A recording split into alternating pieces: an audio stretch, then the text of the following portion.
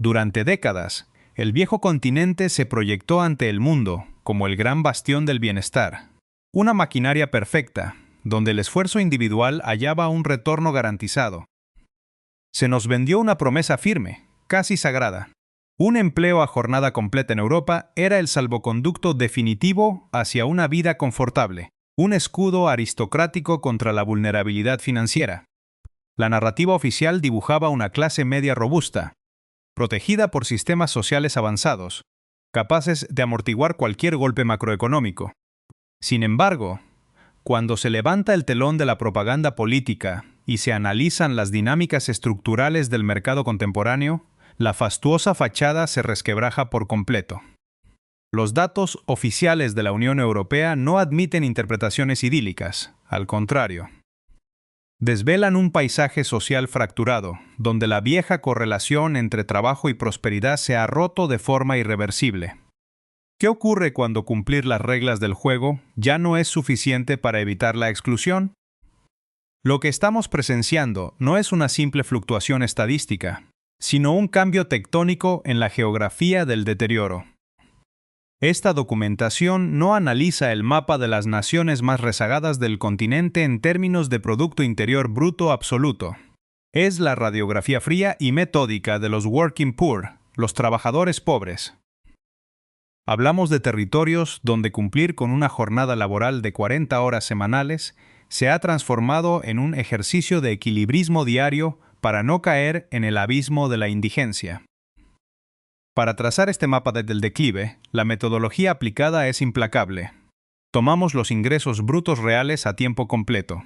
Deducimos la presión fiscal que asfixia los salarios netos y añadimos la carga real de la vivienda, alquileres inflados, hipotecas inaccesibles y costes energéticos básicos, para calcular lo que verdaderamente queda en el bolsillo del ciudadano. El resultado de este cálculo es un ordenamiento perturbador que sacude los cimientos del orgullo europeo. Un catálogo de 10 naciones de la Unión Europea donde el porcentaje de personas empleadas en riesgo de pobreza relativa dentro de sus propias fronteras alcanza cotas alarmantes. Y el dato más desmitificador de esta investigación es que el fenómeno no es patrimonio exclusivo de las periferias o del antiguo bloque del Este.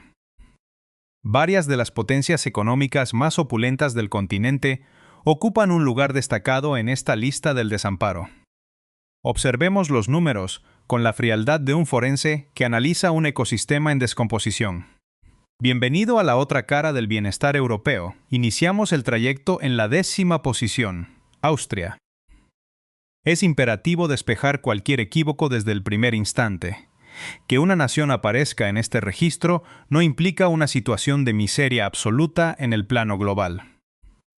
Significa que el sistema ha generado una de las brechas más profundas entre el coste de la vida y la capacidad de resistencia de sus propios asalariados a tiempo completo.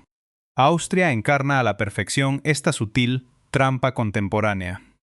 En los balances macroeconómicos y los folletos gubernamentales, un empleado medio a jornada completa percibe un salario bruto anual sumamente sólido de 58.600 euros.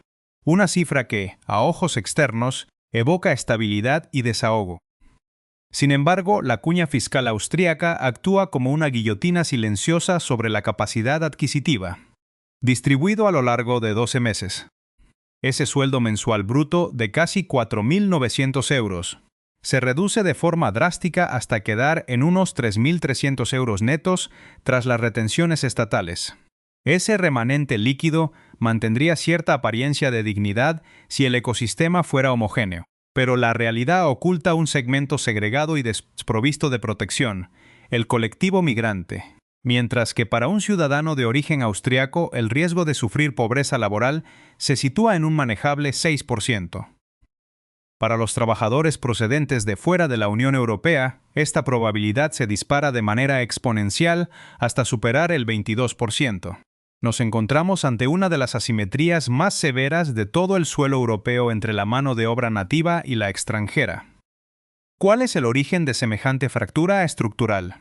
La respuesta se halla en una burocracia rígida y deliberadamente disuasoria que dilata o bloquea la homologación de títulos académicos y cualificaciones profesionales extranjeras.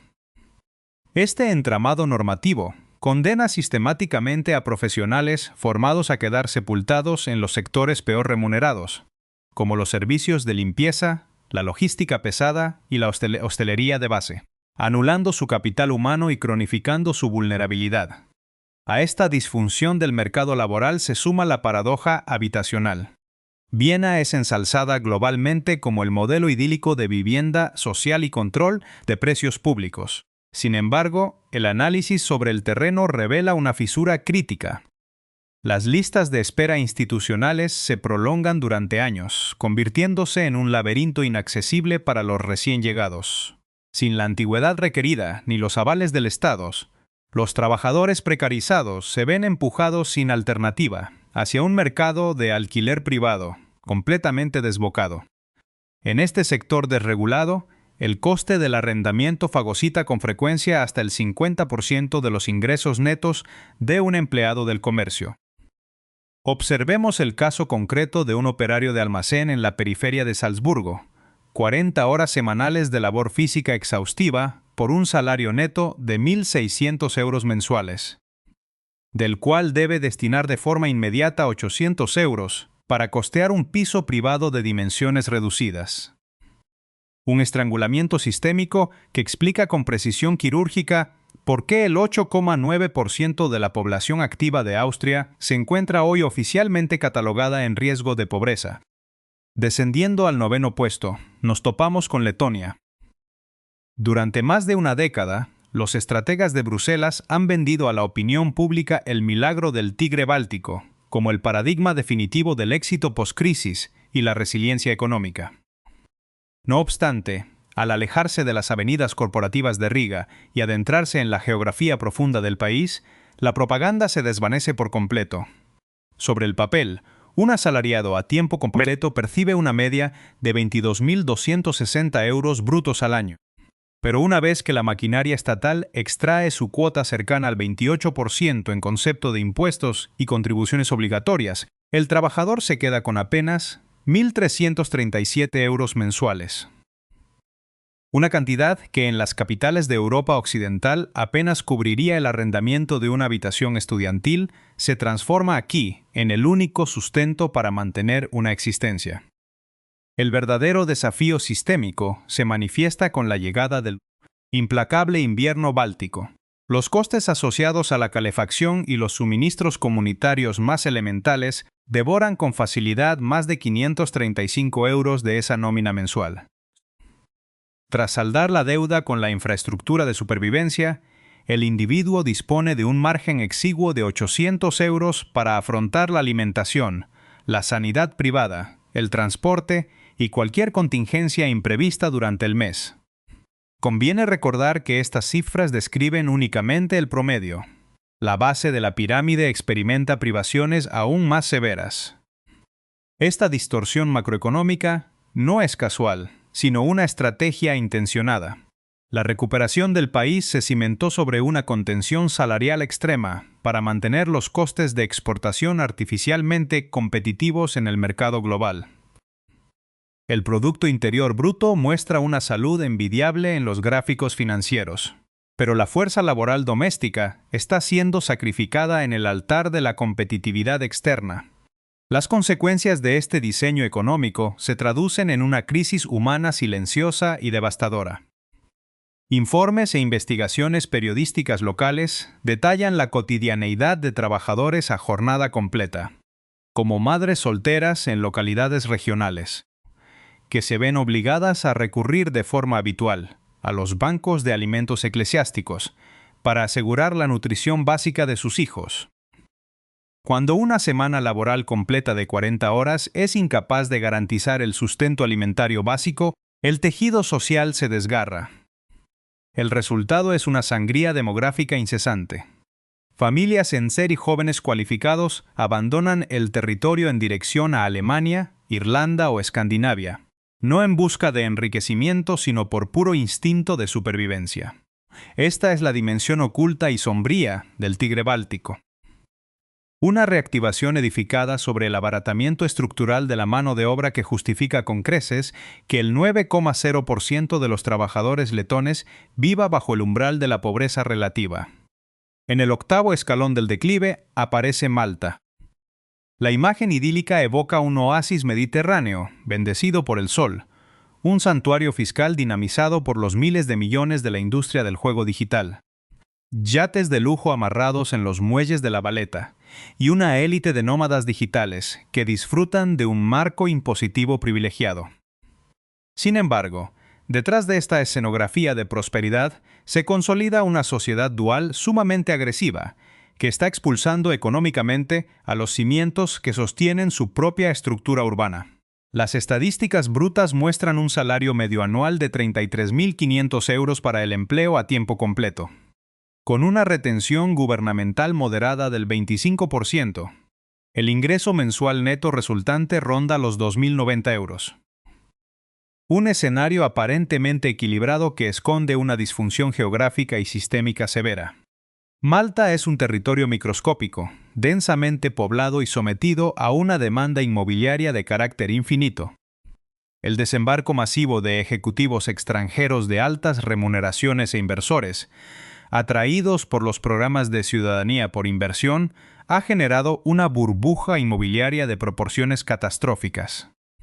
Ese sueldo neto de 2.090 euros es mutilado de forma inmediata por el mercado de alquiler. Un apartamento estándar y sin lujos consume con facilidad más de 835 euros mensuales. Una cifra que se eleva sustancialmente en los núcleos comerciales y turísticos. Al restar este peaje obligatorio, el trabajador debe subsistir con apenas 1.250 euros, en una isla que carece de soberanía alimentaria y se ve obligada a importar prácticamente todos sus bienes de consumo, con un recargo logístico considerable.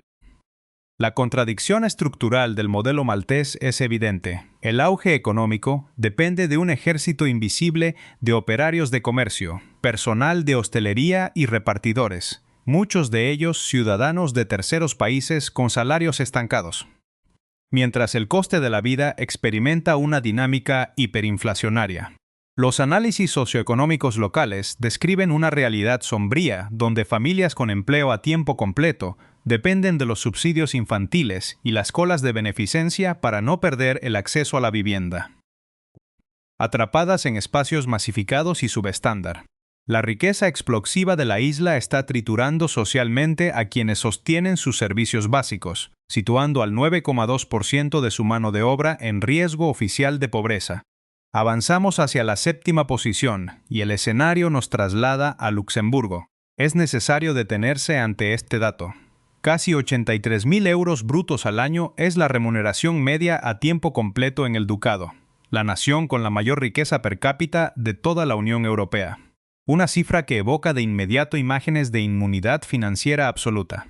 Tras aplicar una deducción fiscal media del 32%, el empleado dispone de un caudal líquido de 4.691 euros netos mensuales. Y sin embargo, en uno de los contrastes más flagrantes de la economía contemporánea, el 9,6% de la población laboral residente se halla oficialmente en riesgo de exclusión por bajos ingresos. ¿Cómo se explica matemáticamente la vulnerabilidad en un estado cubierto de opulencia?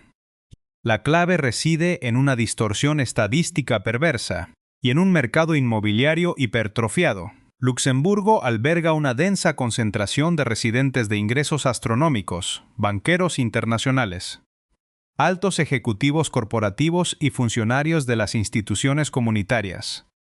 Sus retribuciones elevan artificialmente la mediana de ingresos del país, el parámetro sobre el cual se calcula el umbral de pobreza de la Unión Europea. Dado que dicho umbral se fija en el 60% de esa mediana inflada, los trabajadores residentes dedicados a ocupaciones convencionales, como el comercio minorista, los servicios de cuidados o la limpieza, quedan matemáticamente hundidos por debajo de la línea de vulnerabilidad, aún percibiendo salarios nominalmente altos. A este diseño estadístico se suma la presión diaria de más de 200.000 trabajadores transfronterizos procedentes de Francia, Bélgica y Alemania. Aunque estos últimos no computan en las estadísticas de pobreza residencial, su poder adquisitivo se despliega en el territorio, sobrecalentando el consumo interno y elevando los precios generales. Para el residente común de rentas bajas, la realidad es un mercado habitacional inaccesible, donde un apartamento básico confisca más de 1.870 euros al mes de forma sistemática. Ese salario neto aparentemente elevado se disuelve con rapidez en los supermercados más costosos del continente, obligando a una clase trabajadora silenciosa a recurrir a economías compartidas y colas de abastecimiento social, para evitar el desahucio de sus familias en su propio país. El sexto lugar del ranking pertenece a Grecia. Transcurrida una década desde el rescate financiero más severo e intrusivo de la historia europea reciente, las crónicas oficiales proclaman el retorno de Atenas a la estabilidad macroeconómica. No obstante, el pulso cotidiano de sus calles narra un proceso de precarización institucionalizada. Los datos revelan que el asalariado medio a tiempo completo en Grecia percibe un exiguo salario bruto de 17.954 euros anuales. A pesar de la manifiesta debilidad de este ingreso, la maquinaria fiscal extrae un 25,7% en impuestos y cotizaciones, reduciendo el salario neto mensual a una media de apenas 1.110 euros. Una vez que el coste habitacional y los suministros básicos succionan algo más de 440 euros, el margen de maniobra del individuo queda fijado en unos residuales 666 euros mensuales. Con ese remanente, el trabajador debe cubrir la alimentación, el transporte y la sanidad en una economía duramente afectada por la inflación de los productos de primera necesidad. Existe, además, un espejismo matemático que maquilla la gravedad real de la situación helena. Durante los años más cruentos de la austeridad impuesta por la Troika, los ingresos de la población se desplomaron de tal manera que el umbral estadístico de la pobreza descendió en paralelo. La sociedad se empobreció en su conjunto de forma tan uniforme que el listón de la exclusión bajó de nivel.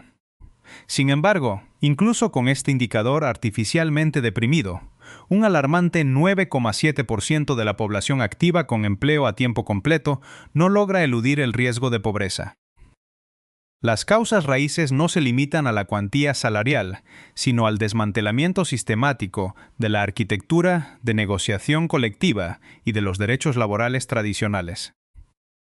Para digerir la crisis, el mercado de trabajo se reconfiguró mediante el uso abusivo de contratos temporales y la proliferación de jornadas parciales involuntarias. Las organizaciones no gubernamentales documentan hoy una realidad desgarradora. Hogares con dobles ingresos, donde ambos progenitores trabajan a jornada completa, pero se ven obligados a restringir la calefacción en invierno y a acudir con discreción a los comedores sociales parroquiales para complementar la dieta de sus hijos. El empleo en Grecia ha dejado de funcionar como un mecanismo de movilidad social para convertirse en una simple estrategia de subsistencia precaria. Llegamos a la mitad de este desglose con la quinta posición. Italia. Nos referimos a una potencia industrial del G7, un referente indiscutible de la manufactura de alta gama y el diseño de lujo internacional. Detrás de esta proyección de prestigio se esconde una anomalía estructural sin parangón en el entorno de la OCDE. Italia es el único país europeo donde el poder adquisitivo real de los trabajadores ha experimentado una contracción neta desde el año 1990.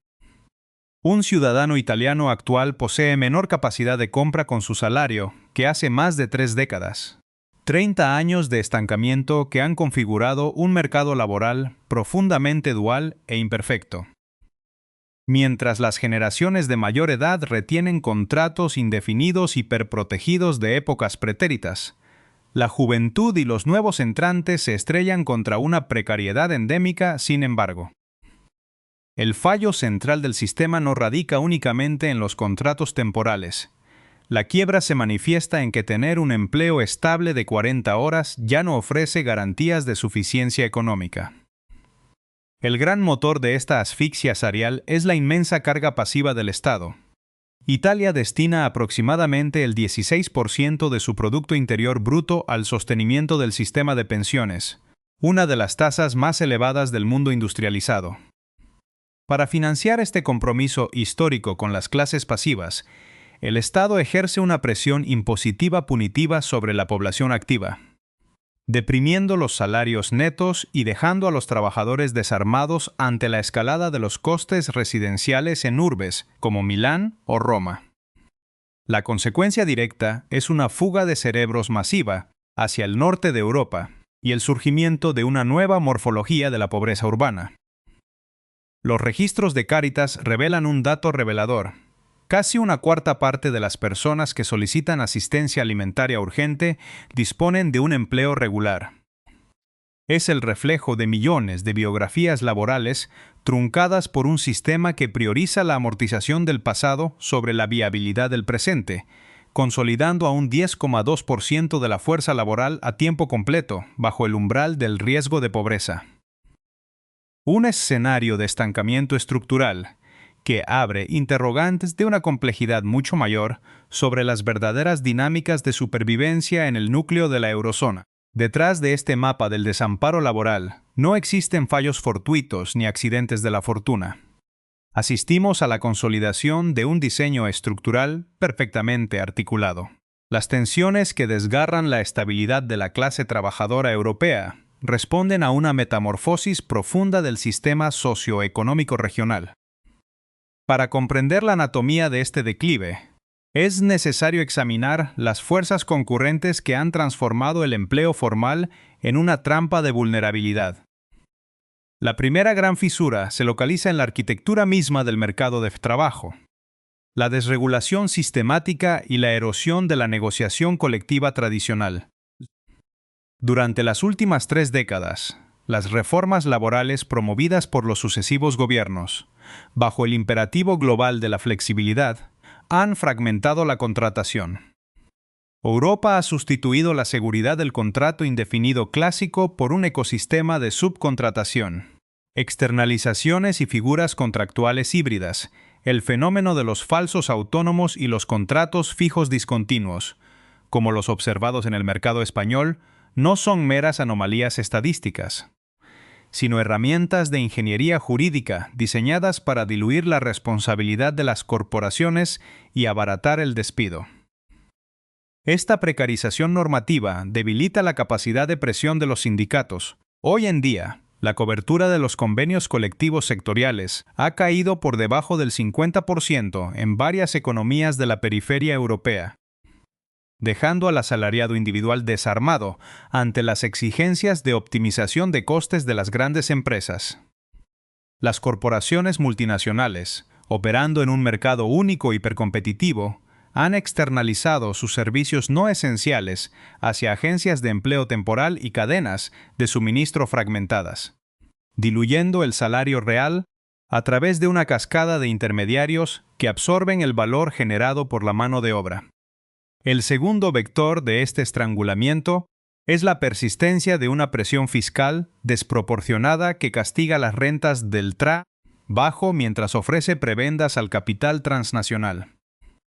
Observamos estados que imponen cuñas fiscales brutales sobre los salarios medios y bajos, alcanzando el 36,9% en el caso rumano o superando el 30% en las economías centrales, con el propósito de sostener estructuras administrativas pesadas y compromisos financieros heredados. Este diseño impositivo genera una distorsión flagrante. La brecha entre lo que una corporación desembolsa por un puesto de trabajo y lo que el empleado efectivamente recibe para su subsistencia se agranda de forma alarmante. Mientras tanto, los regímenes fiscales especiales y las exenciones para atraer inversión extranjera directa blindan los beneficios corporativos de la misma voracidad recaudatoria. Los gobiernos europeos han optado por cargar el coste del estado de bienestar sobre las espaldas de la fuerza laboral activa, erosionando el salario neto circulante en un momento en que la inflación subyacente encarece los bienes más elementales. ¿Cómo puede sostenerse la ficción de la prosperidad cuando el propio Estado confisca un tercio del fruto del trabajo y el mercado desregulado congela las remuneraciones nominales? La respuesta nos conduce directamente al tercer y más devastador elemento de esta ecuación: La hipertrofia y financiarización del mercado de la vivienda. La vivienda en Europa ha dejado de funcionar como un derecho social integrado o un bien de uso para convertirse en el activo de refugio predilecto de los fondos de inversión internacionales y el capital especulativo global. La inyección masiva de liquidez por parte de las instituciones financieras y la proliferación de licencias para apartamentos turísticos han desatado una escalada de precios completamente divorciada de la evolución de los salarios reales. Ciudades medianas y grandes centros económicos experimentan incrementos acumulados en los precios del alquiler que superan el 60% en la última década, mientras que las remuneraciones medias apenas han avanzado un dígito o, como constatan los informes de la OCDE para el caso italiano, han sufrido un retroceso neto en términos de paridad de poder adquisitivo. Esta burbuja inmobiliaria actúa como un mecanismo extractor de riqueza sumamente eficiente, transfiriendo las rentas líquidas de la clase asalariada directamente hacia las carteras de los grandes rentistas y las corporaciones de inversión patrimonial. La parálisis de la inversión pública en vivienda social, que en la mayoría de las naciones de la lista representa menos del 5% del parque habitacional total, deja a las nuevas cohortes de trabajadores a merced de un sector privado hiperinflacionario.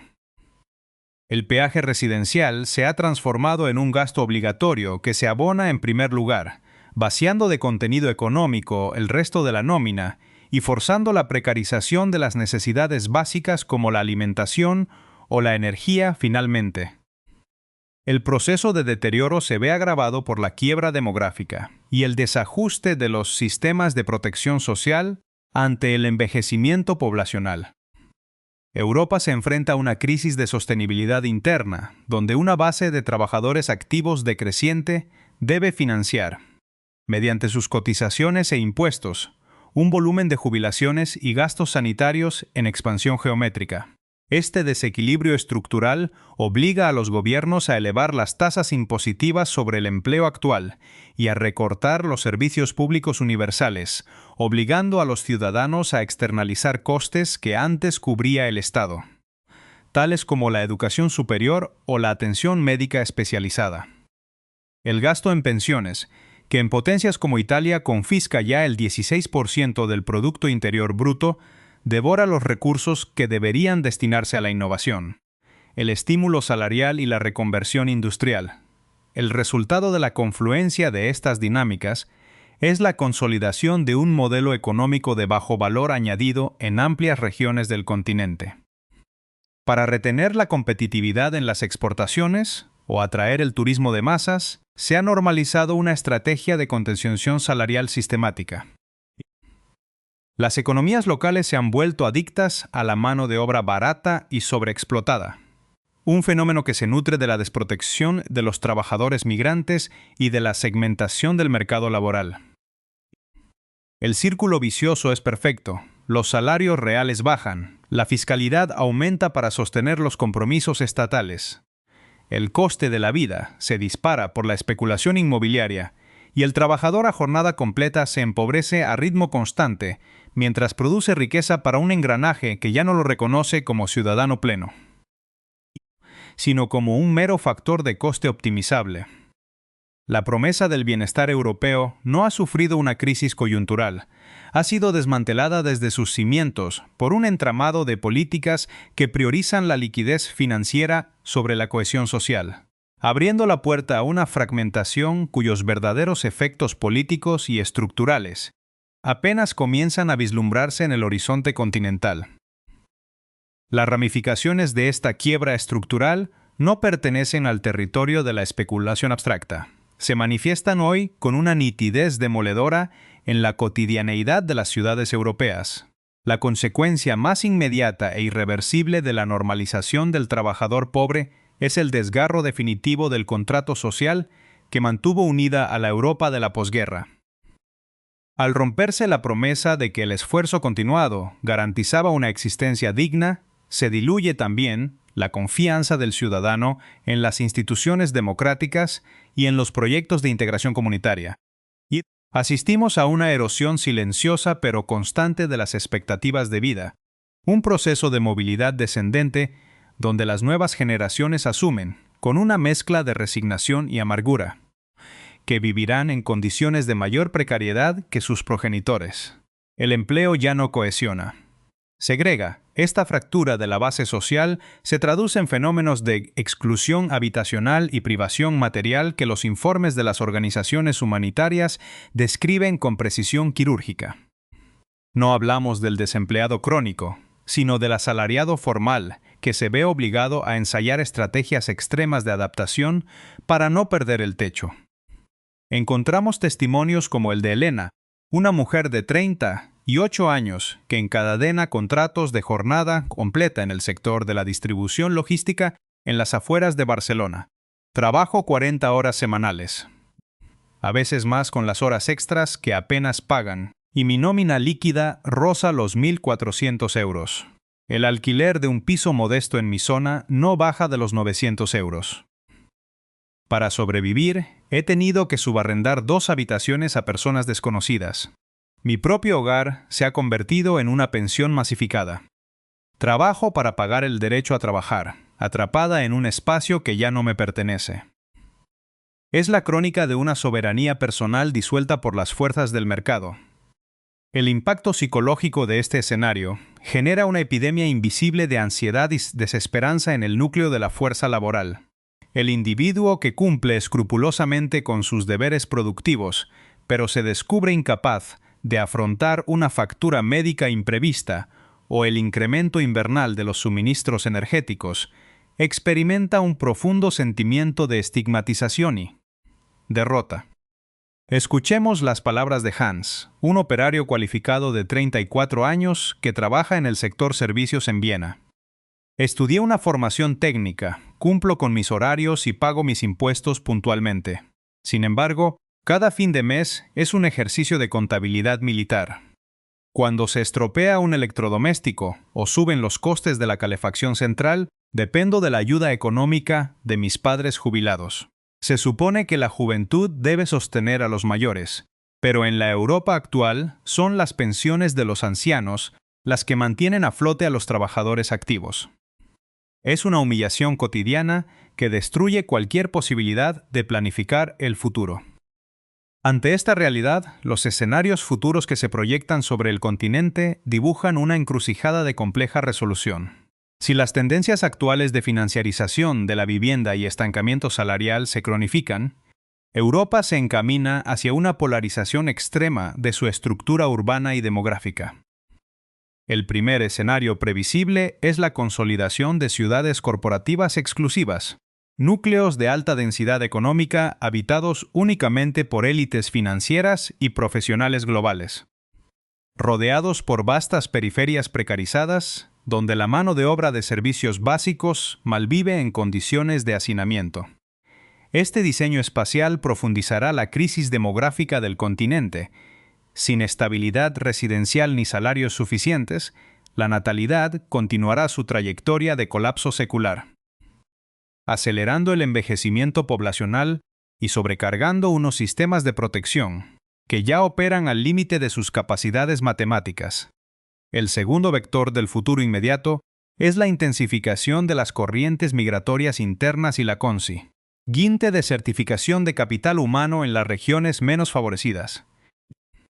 Como se observa en el eje báltico y en la Europa del Sur, el talento joven y cualificado seguirá huyendo hacia las economías centrales en un intento desesperado por eludir la precarización, vaciando de dinamismo los territorios de origen y consolidando un modelo de desarrollo dual en el seno de la Unión Europea.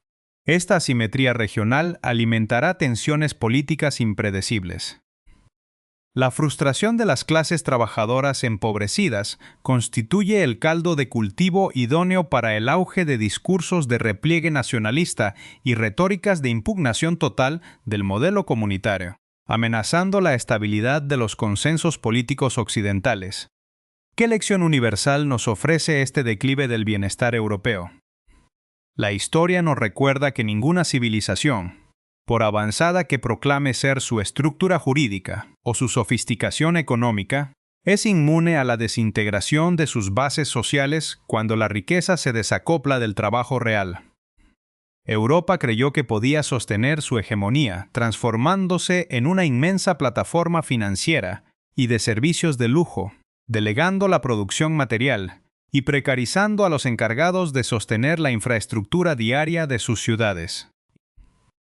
Olvidó que la verdadera solidez de una sociedad no se mide por la cotización bursátil de sus fondos de inversión ni por el Producto Interior Bruto artificialmente inflado de sus paraísos fiscales, sino por la capacidad de su ciudadano más humilde para vivir con dignidad del fruto de su esfuerzo diario. Al observar estas cifras y escuchar los testimonios de quienes hoy guardan cola discretamente en los bancos de alimentos, portando un contrato de trabajo en el bolsillo, comprendemos que el deterioro actual no es un fallo técnico del mecanismo, es el resultado